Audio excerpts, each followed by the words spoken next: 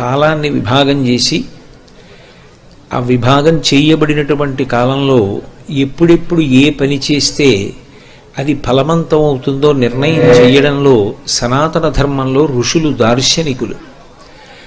అందుకే హోరని ఆధారం చేసుకున్న దగ్గర నుంచి ప్రతిరోజు ఏ హోరతో ప్రారంభమవుతుందో ఆ హోర పేరు మీదుగా ఒక రోజుని నిర్ణయం చేయడంతో మొదలుపెట్టి ఎంత తక్కువ కాలాన్ని విభాగం చేయొచ్చో అంతవరకు తీసుకొచ్చి దాన్ని ఎలా జీవితంలో అన్వయం చేసుకుని అభ్యున్నతి పొందాలో నిర్ణయం చేసినటువంటి మహాపురుషులు. అందుకే ఋషుల యొక్క ప్రజ్ఞని దృష్టిలో పెట్టుకుని ఋషికి రుణపడి ప్రతిరోజు కూడా ఋషి రుణం తీర్చుకోవడానికి ఋషి తర్పణము అని ఒకటి విధానం ఏర్పాటు చేయబడింది. దానితో పాటుగా పుట్టినటువంటి ప్రతివాడికి ఉండేటటువంటి రుణత్రయంలో ఋషి రుణము అని ఆ ఋషులు మనకి ఇచ్చినటువంటి వాంగ్మయం ఏదైతే ఉందో దాన్ని చదువుకోవడం, ఇతరులకు దాన్ని ప్రబోధం చెయ్యడం అత్యంత ప్రధానమైనటువంటి విషయాలుగా పేర్కొనబడ్డాయి. ఆ ఋషి రుణం తీర్చుకోకపోతే ఆ జీవితానికి అర్థం లేదు. అటువంటి మార్గదర్శకులైనటువంటి ఋషులు భగవంతుని యొక్క ఉపాసనకి సంబంధించినంత వరకు ఏది పరమ పవిత్రమైనటువంటి కాలము అన్నది కూడా నిర్ణయం చేశారు. భాతం అంటే వెలుగు, కాంతి అని అర్థం. ఏ కాంతి అంటే లౌకికంగా మనం వెలిగించినటువంటి దీపము వలన వచ్చినటువంటి కాంతి అని కాదు. జగచ్చక్షువు అని లోకమునకంతటికీ కూడా కాంతినివ్వగలిగినటువంటి వాడు సూర్య భగవానుడు. ఆ సూర్యోదయం ఎప్పుడవుతుందో అప్పుడు విస్తారమైనటువంటి కాంతి ప్రసరిస్తుంది. అటువంటి కాంతి ప్రసరణం అవడానికి 88 నిమిషముల ముందు ఉన్నటువంటి కాలం ఏదో దాన్ని ప్రభాతం అంటారు. అంటే ముందున్నది అని అర్థం. దోషం అంటే చీకటి అని ఒక అర్థం. ప్రదోషం అంటే చీకటి పడడానికి ముందున్నటువంటి కాలం, దానినే ప్రదోష వేళ, అసుర సంధ్య, ఉత్తర సంధ్య అని పిలుస్తూ ఉంటారు. అలాగే భాతంనకు ముందు ఉన్నటువంటి కాలం ఏదున్నదో అది ప్రభాతం. అంటే సూర్యోదయం ఎప్పుడు జరుగుతుందో అక్కడ నుంచి 88 నిమిషాలు ముందుకి లెక్క పెట్టుకోవాలి. ఆ 88 నిమిషముల కాలము కూడా ప్రకృతి అంతా కూడా పూర్తిగా భగవత్ శక్తి చేత నిండిపోయి ఉంటుంది. అందుకే దాన్ని బ్రాహ్మీ ముహూర్తము అని పిలుస్తూ ఉంటారు. బ్రాహ్మీ అంటే సరస్వతీదేవి అని ఒక అర్థం. సరస్వతీదేవి యొక్క అనుగ్రహ ప్రసరణము జరిగినటువంటి కాలము కనుక అది పరమ ప్రశాంతమై ధ్యానమునకు మనసు సత్వగుణంతో నిండి ఉండడానికి, కృతజ్ఞతావిష్కారానికి, ఉద్వేగం పొందకుండా ఉండడానికి తగినటువంటి కాలం. అంత యోగ్యమైనటువంటి కాలము కాబట్టే దానికి ప్రభాతం అని పేరు. అటువంటి ప్రభాతం ఏదైతే ఉందో సూర్యోదయానికి 88 నిమిషముల ముందున్న కాలము ఏది ఉన్నదో అది సుప్రభాతం, చాలా మంచి ప్రభాతం అవుతుంది. ఎందుచేత మంచి ప్రభాతం అవుతుంది అంటే కొత్తగా మనం చేసినటువంటి కారణముల చేత కాదు. అది ఎప్పుడూ తనంత తానుగా పరమ పవిత్రమైనటువంటి కాలమే. ఆ కాలమునందు శారదాదేవి యొక్క అనుగ్రహం విశేషంగా ప్రసరిస్తూ ఉంటుంది. అందుకే పూర్వం తెల్లవారుజామున లేచి చదువుకోండి, ఆ కాలంలో చదువుకున్నటువంటి చదువు బాగా జ్ఞాపకం ఉంటుంది అంటుండేవారు. అయితే సుప్రభాతం అది ఎప్పుడు మంచి ప్రభాతం అవుతుంది అంటే ఆ కాలమునందు నిద్ర లేవడం అనేటటువంటిది ఒక గొప్ప అలవాటు. అందుకే ఆదిత్య హృదయంలో ఒక నామం ఉంటుంది, కృతఘ్నఘ్నాయ దేవాయ జ్యోతిషాం పతయే నమః అని.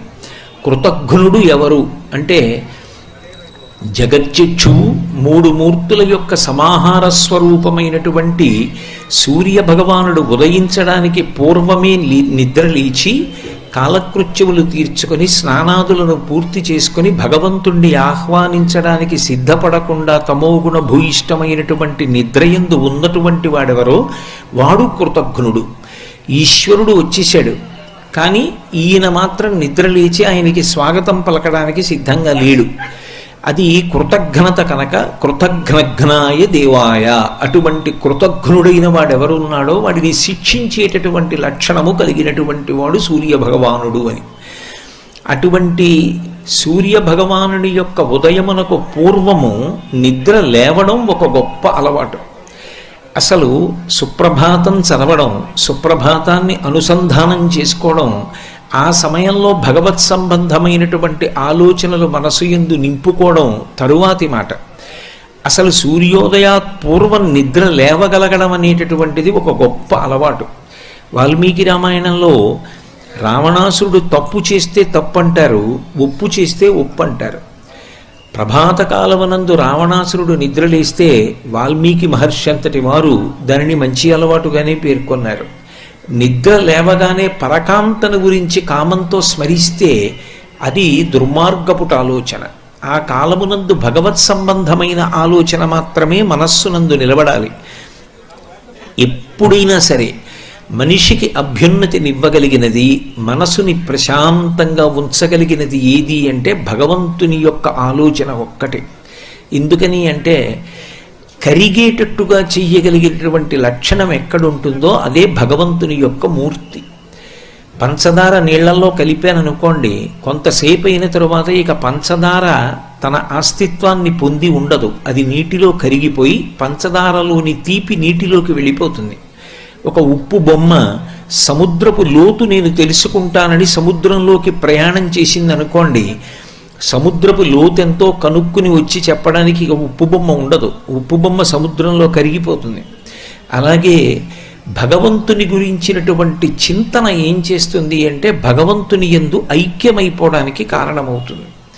అలా భగవంతుని గురించి చింతన చెయ్యడానికి పరమయోగ్యమైనటువంటి కాలం ఏది అంటే ప్రభాత కాలం. అప్పుడు సాధన ప్రారంభం చేస్తే, ఆయన గురించి ఆలోచించడం అన్నది ప్రారంభం చేస్తే క్రమక్రమంగా ఉపాసన బలపడుతుంది. బలపడి జీవితంలో ముందుకు వెళ్ళడానికి అవకాశం కలుగుతుంది. పైగా బ్రాహ్మీ ముహూర్త సమయమునందు ఏ ఆలోచనతో ఉంటాడో ఆ ఆలోచన మనసు ఉద్విగ్నత పొందకుండా ప్రశాంతంగా ఉండేటట్టు చేస్తుంది. ప్రశాంతమైనటువంటి మనసు నుండి ప్రశాంతమైన ఆలోచనలు, సరి అయినటువంటి నిర్ణయములు, సరి అయిన నిర్ణయముల వలన సరి అయిన కార్యములు రూపుదాల్చి తాను అభ్యున్నతిని పొందుతాడు, సమాజము అభ్యున్నతిని పొందుతుంది. అందుకే సుప్రభాతమునకు విశేషమైనటువంటి ప్రాధాన్యత ఏర్పడింది. అయితే సుప్రభాత పఠనం, పఠనం అంటే చదవడం, సుప్రభాత గానము అంటే పాడడం, లేదు ఆ సమయమునందు భగవత్ చింతనము, భగవంతుని గురించి ఒకసారి ఆలోచించడం. నిజానికి సుప్రభాతం ఎక్కడ మొదలవుతుంది అంటే భగవంతుని గురించి ఆలోచించడంతో మొదలవుతుంది. ఎందుకనంటే మీరు ఒకటి బాగా ఆలోచించండి. నేను ఇప్పుడు ఇక్కడ ప్రవచనం చేస్తున్నాను అనుకోండి, ఈ ప్రవచనం చేయడానికి ముందు ఏ విషయం మీద మనం వెళ్ళి ప్రవచనం చేస్తే బాగుంటుంది అని ఒక చింతన ఉంటుంది. ఈ విషయం మీద మాట్లాడితే బాగుంటుందేమో అని ఒక నిర్ణయం ముందు మనస్సులో సంకల్పంగా రావాలి. అది దృఢతరమై తప్పకుండా నేను వెళ్ళాలి అని అనుకున్నాను అనుకోండి, మనస్సులో వచ్చినటువంటి ఆలోచన క్రియారూపంగా మారింది 6:30 ఇప్పుడు. అసలు ముందు మనసులో ఒక మంచి ఆలోచన వస్తే కదా ఒక మంచి కార్యం. మంచి ఆలోచన రానప్పుడు అది మంచి కార్యంగా ఎలా మారుతుంది? మారదు. మనసులో దుష్టమైన సంకల్పములు వస్తే దుష్టమైన కార్యములే చేస్తాడు, మంచి సంకల్పములు వస్తే మంచి కార్యములు చేస్తాడు. అందుకే సుప్రభాతమునకు ప్రారంభం ఎక్కడుంటుంది అంటే స్మరణ యందు ఉంటుంది. స్మరణము శరీరమునందున్నటువంటి మిగిలిన ఏ అవయవమునకు కానీ సూక్ష్మ శరీరంలో ఇతరమైనటువంటి ఉపకరణములకు కానీ చెందినది కాదు. స్మరణము ఒక్క మనసు మాత్రమే చేస్తుంది. స్మరణ అంటే జ్ఞాపకానికి తీసుకురావడం, ఒకసారి గుర్తు చేసుకోవడం. ఆ గుర్తు చేసుకోగలిగినటువంటి లక్షణం ఎవరికి ఉంటుంది అంటే ఒక్క మనస్సుకే ఉంటుంది. అందుకే పైకి ఏమీ చదవకపోవచ్చు, పైకి ఏమీ పాడకపోవచ్చు, కానీ చింతనము తంతు అంటారు. తంతువు అంటే దూది పట్టుకుని సాగతీస్తే తీగ కింద ఎలా వెడుతుందో అలా చింతనము కొనసాగినా కూడా సుప్రభాతమే కాదు. భగవంతుని గురించినటువంటి ఆలోచన ఒక పద్ధతిలో వెళ్ళడం కోసమని మహాత్ములైనటువంటి వారు సుప్రభాత రచన చేస్తారు. ఒక్కొక్క దేవాలయంలో ఒక్కొక్క రకమైనటువంటి సుప్రభాతాన్ని గానం చేస్తారు. ఆ సుప్రభాతాన్ని బట్టి ఆ క్షేత్రమునందు ఉన్నటువంటి స్వామి వైభవాన్ని స్మరణకి తెచ్చుకొని మనసుకి ఆలంబనం ఇస్తారు. ఆలంబనము అంటే ఆధారము అని. ఓ పసిపిల్లవాడు ఉన్నాడు అనుకోండి, వాడికి మీరు ఏ వస్తువు ఇవ్వలేదనుకోండి, వాడు ప్రమాదకరమైనటువంటి వస్తువు కూడా ముట్టుకుంటాడు. మీరు ఒక క్షేమకరమైన వస్తువు పట్టుకెళ్ళి పిల్లాడికి ఇచ్చారనుకోండి, వాడికి ఓ వంకాయ ఇచ్చారనుకోండి, వాడు దాంతో ఆడుకుంటాడు. మీరు ఇవ్వలేదనుకోండి, వాడు కత్తి పట్టుకుని ఆడుకుంటాడు. ఆఖరికి వాడికి ప్రమాదం తెచ్చుకుంటాడు. పసిపిల్లవాడిలా ఉంటుంది మనస్సు. దానికి ఆలంబనం ఇవ్వాలి, ఏదో ఒక వస్తువుని అందించాలి. అందిస్తే దాన్ని పట్టుకుంటుంది, పట్టుకుని ఆలోచిస్తుంది. అది దానికి ఉన్న అలవాటు. మీరు అలా ప్రయత్నపూర్వకంగా 4 రోజులు దానికి అందించారనుకోండి, నువ్వు నిద్ర లేవగానే ఇలా చెయ్యాలి. మొదట్లో మొరాయిస్తుంది, ఇదెక్కడి గొడవని చేయనంటుంది. కానీ మీరు అలవాటు చేశారనుకోండి, అది ఏం చేస్తుందంటే నిద్ర లేచిన తర్వాత అదే జ్ఞాపకం చేస్తుంది. ఇలా ఆలోచించాలి కదూ, ఇదో నియమం పెట్టావు కదా నువ్వు అని ఆలోచించడం మొదలు పెడుతుంది. అందుకే సుప్రభాతమునకు ప్రారంభం ఎక్కడుంటుంది అంటే భగవంతుని యొక్క స్మరణ చేత ఉంటుంది. అనేక దేవస్థానాలకి అనేకమైన సుప్రభాతాలు ఉన్నాయి.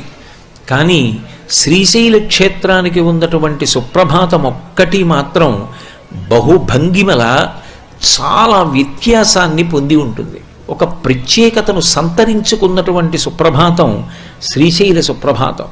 నేను ఎందుకు ఈ మాట అంటున్నాను అంటే, మీరు మిగిలిన ఏ దేవస్థానాల యొక్క సుప్రభాతాన్నైనా పరిశీలించండి, అది ఎవరో ఒక కవి చేత రచింపబడి ఉంటుంది. సాధారణంగా వెంకటాచల సుప్రభాతం ఉందనుకోండి, ఇది అన్నన్ననబడినటువంటి మహాకవి రచన చేశాడు. ఒక్కొక్క దేవస్థానంలో సుప్రభాతం ఒక్కొక్క కవి చేత రచింపబడింది. శ్రీశైల సుప్రభాతం అలా రచింపబడింది అని చెప్పడానికి దాఖలా లేదు. ఎందుకనంటే శ్రీశైల సుప్రభాతంలో ఉన్న శ్లోకములన్నీ కూడా ఎవరో ఒక్కరు చేసినవి అని చెప్పడం సాధ్యం కాదు. మొట్టమొదటి శ్లోకం ప్రాతస్మరామి గణనాథ మనాథ బంధుం, అది గణపతికి సంబంధించినటువంటి స్తవంలోంచి తీసుకున్నారు. దాని పక్కనే కళాభ్యాం చూడాలంకృత శిశికళాభ్యాం, అది శంకర భగవత్పాదాచార్య కృతమైన శివానంద లహరిలోంచి తీసుకున్నారు. అవన్నీ ఒక కూర్పు. ఇంత అద్భుతమైనటువంటి కూర్పు మీకు ఎక్కడా కనపడదు. రంగురంగుల పువ్వులు ఏరి ఒక దండ గుచ్చితే ఎంత శోభస్కరంగా ఉంటుందో శ్రీశైల మల్లికార్జున సుప్రభాతం కూడా అంత అందంగా ఉంటుంది. అందుకే అందులో శాబ్దిక సౌందర్యం దగ్గర నుంచి అర్ధ సౌందర్యం, భావనా సౌందర్యం, ఎన్నో విశేషాలు ఉంటాయి. అన్నిటిని మించి శ్రీశైల సుప్రభాతానికి ఉన్నటువంటి పరమ ప్రత్యేకత ఏమి అంటే, అసలు ప్రకృతితో అనుసంధానము శ్రీశైల సుప్రభాతమునందు లేదు. మిగిలిన సుప్రభాతాలు మీరు ఏవైనా పరిశీలించండి, ప్రకృతి గురించి చెప్తారు. ఏదో తామర పువ్వులు వికసిస్తున్నాయి, తుమ్మిదలన్నీ కూడా అదిగో జంకారం చేస్తున్నాయి, దేవతలందరూ కూడా వస్తున్నారు, ఋషులందరూ కూడా వచ్చి నీ మ్రోల నిలబడ్డారు, ఆకాశమంతా ఎర్రబడుతోంది, అరుణోదయమవుతోంది, ఇటువంటి సంకేతములు చెప్తారు. మీరు వెంకటాచల సుప్రభాతం బాగా అలవాటు కాబట్టి ఆ సుప్రభాతం చూస్తే ఆకాశ సింధుక మలాని మనోహరాణి ఆదాయ పాదయుగమర్చయితుం ప్రపన్నాః అని ఆకాశం ఎర్రబడిందని, భృంగావళీచమకరంద రసాను విద్ద జంగారగీత నినదై సహసేవనాయ నిర్యాత్యుపాంత సరసీ కమలోదరేభ్య శేషాద్రిశేఖర విభో తవ సుప్రభాతం అంటూ ఆ తుమ్మిదలన్నీ కూడా జంకారం చేస్తున్నాయని, పువ్వులలో ఉన్నటువంటి మకరందాన్ని పానం చేశాయని, ఇటువంటి గుర్తులు కొన్ని చెప్తారు. కానీ శ్రీశైల సుప్రభాతం ఒక ప్రత్యేకతని సంతరించుకున్నటువంటి సుప్రభాతం. శ్రీశైల సుప్రభాతంలో ప్రకృతి సంబంధమైనటువంటి విషయములు ప్రతిపాదింపబడవు. పరిపూర్ణముగా దానిలో భగవత్ సంబంధమైనటువంటి విషయములు మాత్రమే ప్రతిపాదింపబడతాయి. మీరు ఏ ఒక్క శ్లోకాన్నైనా పట్టుకుని ఆలోచించాలి, కానీ అది ఉత్తర క్షణం మీకు మంగళములను ప్రసాదించగలిగినటువంటి శక్తి కలిగినటువంటి శ్లోకముల చేత ప్రతిపాదింపబడింది. అందుకే అసలు మొట్టమొదటి శ్లోకమే ప్రాతస్మరామి గణనాథ మనాథ బంధుం సింధూరపూర పరిశోభిత గండ యుగ్మం బుద్దండ విఘ్న పరిఖండన చండ దండ మాఖండలాది సురనాయక బృంద వంద్యం అని ప్రారంభం. ప్రాతస్మరామి అది నిజానికి నేను పైకి నోటితో అంటున్నాను అని కాదు. ప్రాతః అంటే ప్రభాత కాలమునందు నేను స్మరించుచున్నాను. స్మరణము మనసు యొక్క లక్షణమని మీతో మనవి చేశా. ఒకసారి జ్ఞాపకానికి తెచ్చుకుంటున్నాను. నిద్ర లేవగానే ఏది జ్ఞాపకానికి తెచ్చుకుంటే ఆ రోజంతా పరమ మంగళప్రదమవుతుందో అంత పరమ పవిత్రమైనటువంటి దానిని జ్ఞాపకానికి తెచ్చుకోమని చెప్తోంది. ప్రాతస్మరామి ఎవరిని? గణనాథ మనాథ బంధుం, గణనాథుడైనటువంటి వాణ్ణి స్మరించు. ఎవరు గణనాథుడు? విఘ్నేశ్వరుడు. విఘ్నేశ్వరుణ్ణి స్మరించమని ఎందుకు చెప్పాలి అంటే మనసుకి ఒక లక్షణం ఉంటుంది. ఒక రూపాన్ని మీరు చెప్పారనుకోండి, అది పేరు చెప్తుంది. ఏనుగు తలకాయ ఉంటుంది, ఓ తొండ ఉంటుంది, 2 దంతాల్లో ఒక దంతం విరిగిపోయి ఉంటుంది, ఒక్క దంతమే ఉంటుంది అని నేను చెప్పి ఎవరు అన్నాను అనుకోండి, మీరు వినాయకుడు అంటారు. నేను రూపం చెప్తే నామం చెప్తుంది. నేను వినాయకుడు ఎలా ఉంటాడు అన్నాను అనుకోండి, మీరు ఏనుగు ముఖంతో ఉంటాడు, 2 దంతాల్లో ఒకటి విరిగిపోయి ఉంటుంది, తొండ ఉంటుంది అని రూపం చెప్తారు. నామం చెప్తే రూపం చెప్తారు, రూపం చెప్తే నామం చెప్తారు. ఇందులో విచిత్రం ఏమిటంటే రూపం చెప్పి నామాన్ని మిమ్మల్ని చెప్పమంటున్నారు. ప్రాతస్మరామి గణనాథ మనాథ బంధుం, గణనాథుణ్ణి నేను ప్రాతకాలమునందు స్మరించుచున్నాను. ఇప్పుడు నేను ప్రాతకాలమునందు గణనాథుని స్మరించుచున్నాను అనగానే మీ మనస్సు జవాబేమని చెప్తుంది? ఎవరు గణనాథుడు? విఘ్నేశ్వరుడు. ఎలా ఉంటాడు విఘ్నేశ్వరుడు? లోపల వెంటనే ఓ ప్రశ్న వస్తుంది. ఎలా ఉంటాడు అంటే ఏనుగు తలతో ఉంటాడు. అది ముందు చెప్తాం. ఏనుగు తలతో ఉంటాడు, మంచిదే. ఏనుగు తలతో ఉంటే ఒక్కసారి ఆ ఏనుగు తలతోటి తొండంతో ఉన్నవాణ్ణి మీరు స్మరణ చేశారనుకోండి, మనసులో జ్ఞాపకానికి తెచ్చుకున్నారనుకోండి, అది పరమమంగళప్రదమైన రోజు. ఎందుకని పరమమంగళప్రదమైన రోజు అంటే 5 బాహ్యమునందు చూసినంత మాత్రం చేత లక్ష్మీ కటాక్షాన్ని అనుగ్రహించగలిగినటువంటి విశేషములు ఈ లోకంలో ఉన్నాయని శాస్త్రం చెప్తోంది. మిగిలినవన్నీ కూడా గుణములు. గుణముల చేత లక్ష్మీ అనుగ్రహం కలుగుతుంది. దాన్ని మహాభారతంలో తిక్కన గారు చెప్పారు. సత్యనిష్ఠులు, శౌచనిరతులు, దక్షులు, గురుభక్తియుతులు, అప్రమత్తులు, సత్కర్మరతులు, అమలమతులు అంటూ ఎటువంటి గుణములు కలిగినటువంటి వారి యందు లక్ష్మి అన్వయమవుతుందో చెప్పారు. ఇక్కడ మీరు ఈ చక్షువుతో, మాంస చక్షువుతో చూడడానికి వీలైన 5 వస్తువులు ఉంటాయి. ఈ 5 వస్తువులను చూడడం మంగళప్రదం. వాటిని చూస్తే లక్ష్మీ కటాక్షం కలుగుతుంది. అందులో మొట్టమొదటిది ఏది అంటే ఏనుగు యొక్క కుంభస్థలం. ఏనుగు యొక్క కుంభస్థలం లక్ష్మీ స్థానం. అందుకే చాలా పేరు కలిగినటువంటి మహాకవుల్ని గజారోహణం చేయిస్తారు. చక్రవర్తి భద్రగజాన్ని ఎక్కి ఊరిరిగింపుగా వెడతాడు. పెద్ద పెద్ద దేవస్థానాల ముందు ఏనుగులు నిలబడి తొండములు ఎత్తి ఘీంకరిస్తుంటాయి. రావణాసురుడి శివస్తవం చేసి చిట్ట చివర ఫలశ్రుతి చెప్తూ ఒక మాట అంటాడు. ఎవరు ఈ స్తోత్రాన్ని రోజు చేస్తున్నారో వాళ్ళింటి ముందు మదగజములు తొండములు ఎత్తి ఘీంకరిస్తున్నటువంటి ఐశ్వర్యమును పొందుతారు అంటాడు. మహాభారతంలో ధర్మరాజు గారి యొక్క అంతఃపురం ముందు భద్రగజములు నిలబడి ఘీంకారములు చేస్తుంటాయని వర్ణింపబడింది. అది మహదైశ్వర్యం, లక్ష్మీ కటాక్షం. అందుకే అల్లసాని పెద్దనగారంతటి వాడు చెప్పుకున్నాడు, ఎదురైన చోతన మదకరీంద్రము డిగ్గి కేలూతనొసగి ఎక్కించుకుని అని చెప్పుకున్నాడు. రాయలవారు భద్రగజం మీద వెడుతూ అల్లసాని పెద్దన కనపడితే కిందికి దిగి చెయ్యి పట్టుకొని ఏనుగెక్కించి తాను ఎక్కేవాట. ఏనుగెక్కడం, ఏనుగు కనపడ్డం, ఏనుగు తొండం తల మీద పెట్టి ఆశీర్వచనం చెయ్యడం అంత గొప్పవి. పైగా ఏనుగు ముఖం చాలా మంచి ముఖం.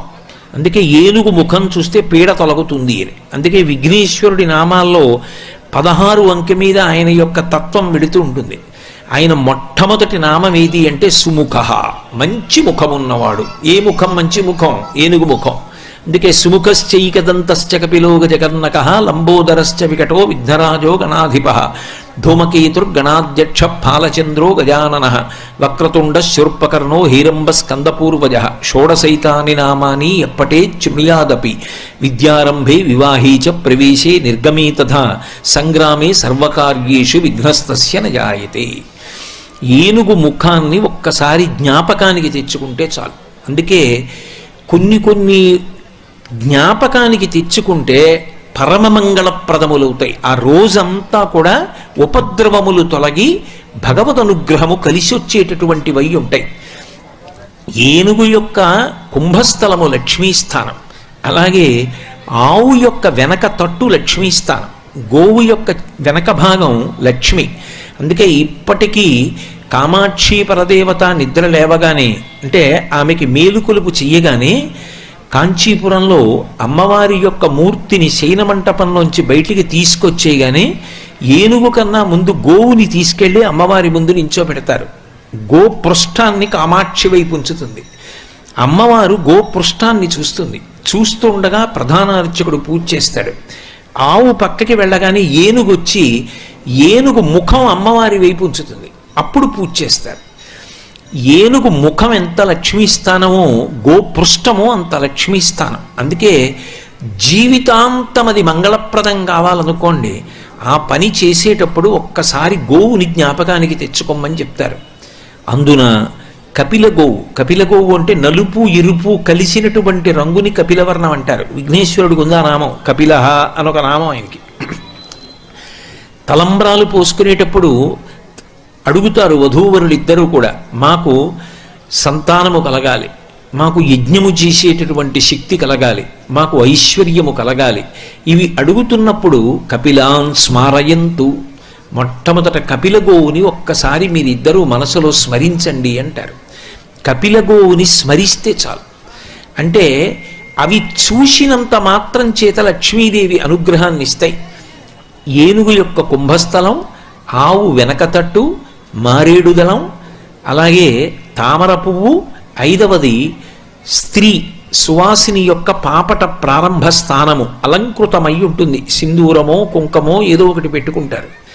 ఆ ప్రారంభ స్థానము లక్ష్మీ స్థానము. ఈ 5 ఒక్కసారి ఈ కంటితో చూసిన, జ్ఞాపకానికి తెచ్చుకున్న అవి లక్ష్మీప్రదములు. అందుకే శ్రీశైల సుప్రభాతంలో ఒక విచిత్రం ఏమిటి అంటే, ఏది మీరు జ్ఞాపకం తెచ్చుకుంటే మీకు ఆ రోజంతా కూడా ఉపద్రవాల్ని పరిహరించగలిగిన శక్తితో ఉంటుందో దాన్ని జ్ఞాపకం వచ్చేటట్టు చేసుకోని చెప్పడంతో ప్రారంభం. ప్రాతస్మరామి గణనాథ మనాథ బంధుం. లోకంలో అనాథ అన్న మాట నిజానికి అన్వయమయ్యే అవకాశం ఉండదు. అనాథ అన్న మాటకు అర్థం ఏంటంటే నాథుడు లేనివాడు. నాథుడు అంటే ఆదుకునేవాడు అనుకోండి, పోనీ అందాక. నాథుడు లేనివాడెవరో వాడు అనాథుడు. ఎలా అనాథ ఉంటాడు అసలు? ఎవ్వరూ లేరు నాకు అన్నవాడికి కూడా భగవంతుడు ఉన్నాడు. మరి అనాథ ఎవరు? భగవంతుడికి ఎవరూ లేరు కదండి. మనందరికీ అంటే భగవంతుడు ఉన్నాడు, భగవంతుడికి ఎవరూ లేరుగా, అందుకని భగవంతుడే అనాథ అందామా? అంటే పరమేశ్వరుడికి పార్వతీదేవి ఉంది, పార్వతీదేవికి పరమేశ్వరుడు ఉన్నాడు. మరి ఇంకా అనాథ ఎవరు అంటే అసలు అనాథ అన్నవాడు లేడు లోకంలో. అనాథ అన్నవాడు ఉండడని చెప్పడానికి వచ్చింది ఆ పదం. కానీ మనసు బాగా నీరసించిపోయి నిస్సత్తువులోకి వెళ్ళిపోయింది అనుకోండి, నేను ఇంకా ఏం వృద్ధిలోకి వస్తాను, నన్ను ఎవరు ఆదుకుంటారు, ఇక నా బ్రతుకెలా అన్నంత నిస్సత్తువ కలిగిందనుకోండి, అటువంటి వాళ్ళని ఏ విధమైనటువంటి పెద్ద ప్రయత్నం లేకుండా గాఢమైనటువంటి స్మరణ చేసినంత మాత్రం చేత రక్షించగలిగినటువంటి గొప్ప అనుగ్రహ శక్తి కలిగినటువంటి స్వరూపాల్లో ఒకటి విఘ్నేశ్వరుడు. మహానుభావుడు, పిలిస్తే పలికేటటువంటి లక్షణం ఉన్నవాడు. కంచి కామకోటి పీఠాధిపత్యం వహించినటువంటి చంద్రశేఖరేంద్ర సరస్వతి స్వామి వారికి పిలిస్తే పలికేవాడు విఘ్నేశ్వరుడు. ఆయన జయేంద్ర సరస్వతి స్వామి వారితో కలిసి చిత్తూరు దగ్గర శ్రీన్పక్కం అని ఒక క్షేత్రం ఉంది, దాని పక్క నుంచి వెళ్ళిపోతుంటే స్వామివారు నడుచుకుంటూ ముందుకు వెళ్ళిపోయారు. జయేంద్ర సరస్వతి స్వామివారు ఏనుగు మీద వస్తున్నారు. శ్రీన్పక్కం దగ్గరికి వచ్చేటప్పటికీ ఏనుగు అకస్మాత్తుగా ఉన్మాదం పొందిన దానిలా గిర్ర గిర్ర గిర్ర గిర్ర తిరగడం మొదలెట్టింది. అదృష్టవశాత్తు జయేంద్ర సరస్వతి దాని మీద భద్రంగా ఉన్నారు.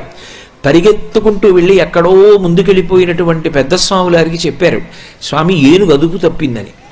అప్పుడు ఆయన అన్నారు, మేము కాంచీపురంలో బయలుదేరుతున్నప్పుడు షేన్పెక్కం మీదుగా వెళుతున్నాం కాబట్టి స్వామికి కొబ్బరికాయ కొట్టాలనుకున్నాం, మరిచిపోయాం, అందుకే ఏనుగు అదుపు తప్పింది. వెంటనే వెళ్ళి 108 కొబ్బరికాయలు షేన్పెక్కం క్షేత్రం ముందు కొట్టండి అన్నారు. 108వ కొబ్బరికాయ కొట్టగానే ఆ ఏనుగు అలా స్థిమితంగా నిలబడింది. ఇప్పటికీ జయేంద్ర సరస్వతి స్వామి వారికి అది అనుభవంలో విషయం. విఘ్నేశ్వరుడు పిలిస్తే పలికేటటువంటి దైవం. అందున శ్రీశైల క్షేత్రానికి సంబంధించినంత వరకు విఘ్నేశ్వరుడి యొక్క ప్రాముఖ్యత 2 రకాలుగా అద్భుతం. ఒకటి, మల్లికార్జున దేవాలయంలోకి వెడుతూ ఉంటేనే ఆ ఒక మూలకి విఘ్నేశ్వరుడు ఉన్నాడు. ఆయన రూపము, ఆ పేరు ఇక భారతదేశంలో ఏ గణపతికి లేదు. ఆయనకి రత్నగర్భ గణపతి అని పేరు.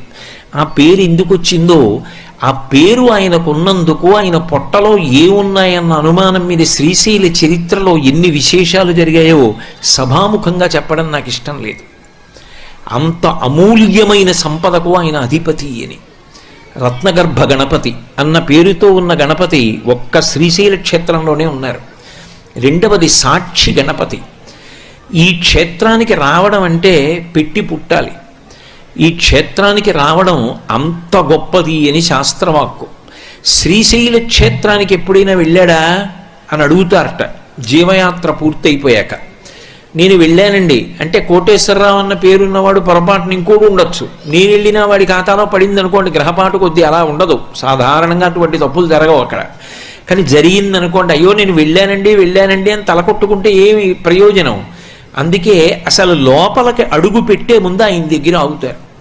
ఆగి, అయ్యా నేను ఆత్రేయ గోత్రం చాగంటి కోటేశ్వరరావు శర్మ ఇక్కడికి వచ్చాను, మీ ఖాతాలో వ్రాసుకోండి, వ్రాసుకుని సాక్ష్యం చెప్పండి, అవును వీడు వచ్చాడు నిజమే అని చెప్పండి, నా జీవయాత్ర పూర్తయ్యాకంటారు. అంటే ఆయన వ్రాసుకుంటాడు. ఒక అద్భుతమైనటువంటి స్వరూపం. ఆ కుడి పాదం కింద పెడతాడు, దానికి ఒక చిన్న పాదపీఠం, ఆ చిన్న పాదపీఠం మీద ఆ కుడి పాదాన్ని కింద పెట్టుకుని ఉంటాడు. ఈ ఎడమ పాదం రాజరాజేశ్వరి స్వరూపంలో ఇలా మడిచిపెట్టుంటాడు. ఆ మడిచిపెట్టినటువంటి పాదం కనపడుతూ ఉంటుంది. వేళ్ళు గోళ్ళు ఘంటం పట్టుకుని ఆ పుస్తకం మీద పేర్లు వ్రాసుకుంటూ ఉంటాడు. ముందు నాన్నగారి పేరు రాసుకుంటాడు, ఉన్నది ఆయనే కదా, ఓం నమ శివాయ సిద్ధం నమ అని ఆయన పేరు వ్రాసుకుని పుస్తకాలు కట్టలుగా వ్రాస్తూ ఉంటాడు. ఆ తొండం మీద ఉండేటటువంటి మడతలు దగ్గర నుంచి ఎంత స్పష్టంగా కనపడుతుంటాయో.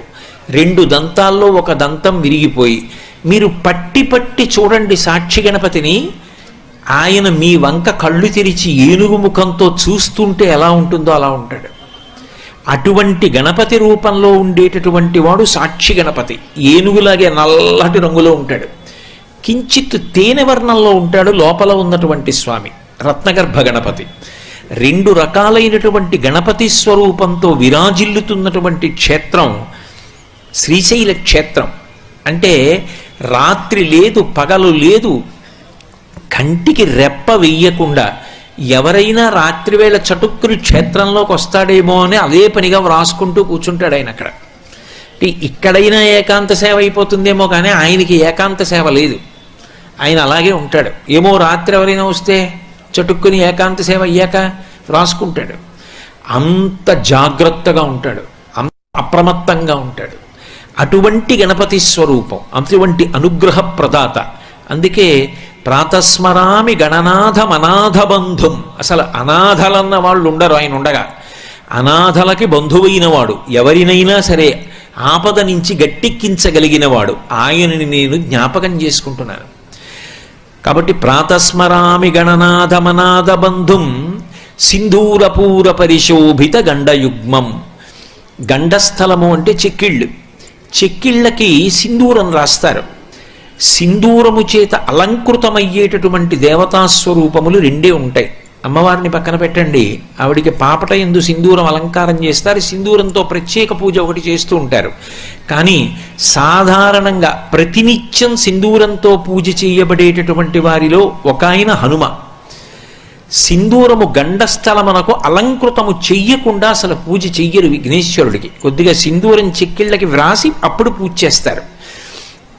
ఇద్దరూ సింధూరంతో అలంకరింపబడతారు. విచిత్రం ఏమిటంటే ఎవరి గండస్థలమునకు సింధూరము అలదబడుతుందో ఆయన ప్రథమ పూజ పుచ్చుకుంటాడు. ఎవరి ఒంటి నిండా సింధూరం రాసుకుంటాడో ఆయన పేరుతో పూజ పూర్తయిపోతుంది. పవమానాసుతుడు పట్టు పాదారా విందములకు నీనామారూపములకు జయా జయమంగళం నిత్య శుభమంగళం. ఆయన పేరు చెప్పి మంగళహారతి ఇచ్చేస్తారు. ఈయన పేరు చెప్పి మొదటి పూజ చేస్తారు. ఇద్దరూ సింధూరము చేత అలంకరింపబడతారు. సింధూరము చేత అలంకరింపబడ్డారు అంటే మీరు గుర్తుపెట్టుకోవలసింది ఏమిటి అంటే వాళ్ళు మహావీరులు అని గుర్తు. మహావీరుడు అంటే కత్తి పట్టుకుని యుద్ధానికి వెడతారనుకోకూడదు. దానవీరము, దయావీరము, శౌర్యము మూడూ కలిగిన వాడు. మీరు ఏది ఆయనని అడగక్కర్లేదు. మీరు అడుగుదామనుకున్న దానికి కోటి రెట్లు ఇవ్వగలిగినటువంటి వాడు.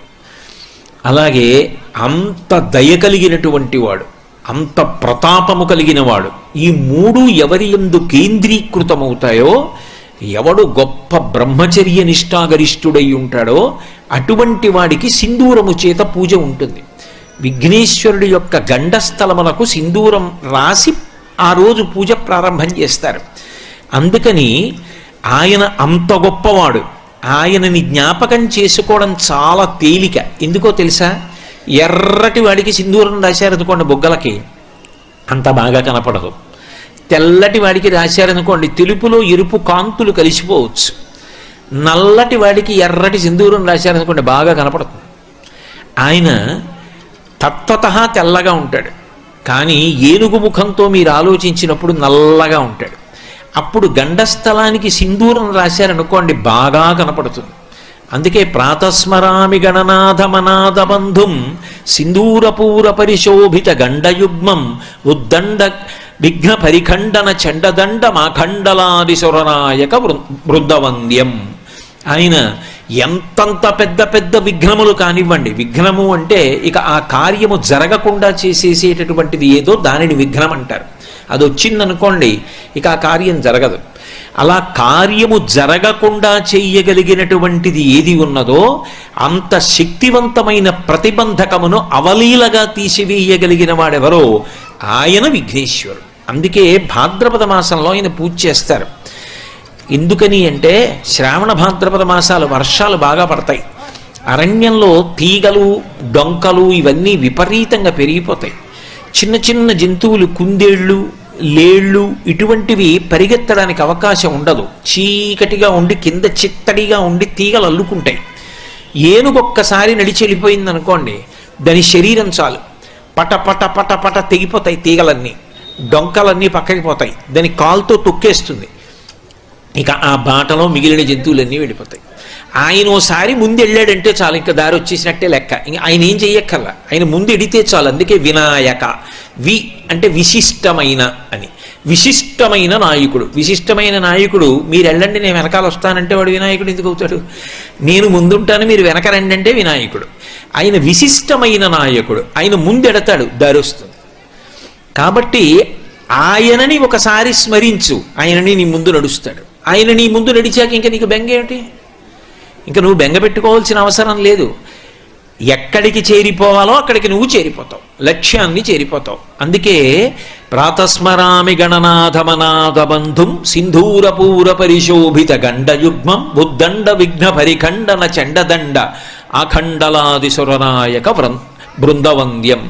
ఆఖండలాది అంటే తన యొక్క విశేషమైనటువంటి పరాక్రమం చేత ఎంతమంది శత్రువులు వచ్చినా ఇంతమందిని పడగొట్టగలిగినటువంటి పరాక్రమము ఉన్నటువంటి ఇంద్రుడికి ఆఖండల అని పేరు అమరకోశంలో.